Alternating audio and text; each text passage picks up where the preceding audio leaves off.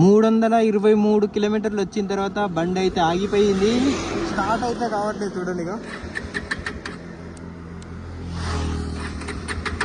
Time వచ్చేసి 12:55 అయితే అయ్యింది. NH44 మీద ఆగిపోయింది. పెట్రోల్ అయితే అయిపోయింది మొత్తానికి. రోడ్డు మీద అడ్డంగా అయితే ఆగిపోయింది. సో ఇప్పుడు రోడ్డు మీద ఎవరిని అడగాలి అస్సలు అర్థమైతే లేదు. ఎంతమంది పోతున్నారు కానీ ఒక్కరూ ఆపట్లేదు. ఆల్మోస్ట్ ఒక 10-20 మినిట్స్ అవుతుంది అనుకుంటా నేను ఇక్కడ ఆగబట్టి. ఇంతవరకు అయితే ఎవరు ఆపలేదు. కొంచెం ముందరికి వెళ్ళి నీడకి పెట్టి ఇంకా నేనే అడుగుతా ఎవరినో ఒకరిని.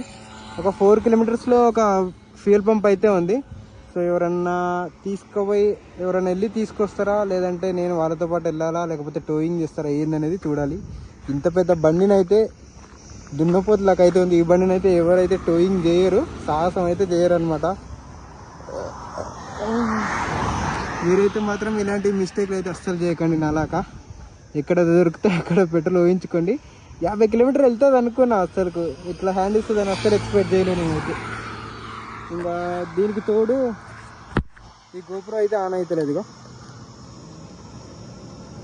ఇది పోయింది, అయిపోయింది దీని పని.